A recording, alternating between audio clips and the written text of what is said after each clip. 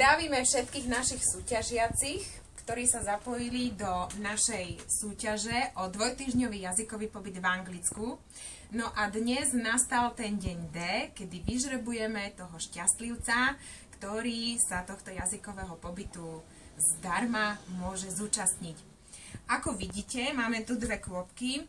Jedna kvôpka sú kontakty, ktoré sme požadovali pre účasť v súťaži prostredníctvom našich letačikov a druhá kvopka vlastne prostredníctvom mailov. Takže my sme si to takto všetko zozbierali. Dáme to dokopy a budeme žrebovať. Zuzka, poprosím klobúk. Inak sme tu traja. Náš svedok je kameraman Denis.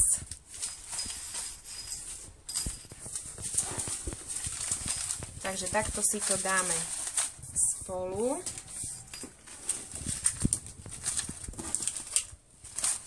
Poriadne to zamiešame. Nepozerám sa.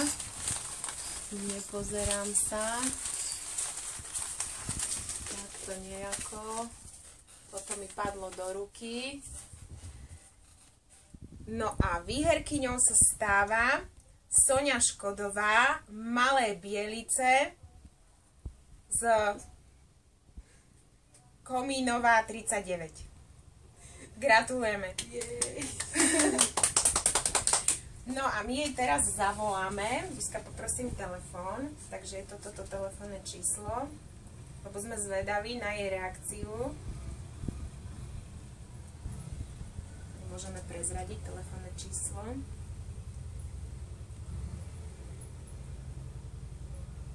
Dáme ju vlastne. Áno. Voláte mimo siete Orange.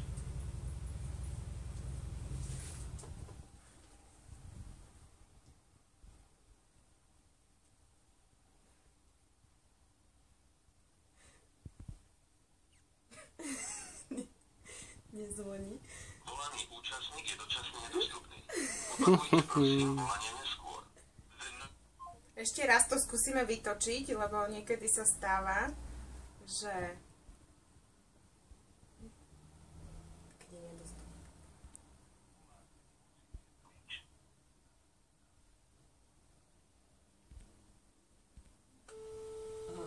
už zvoní. My sa nevzdávali.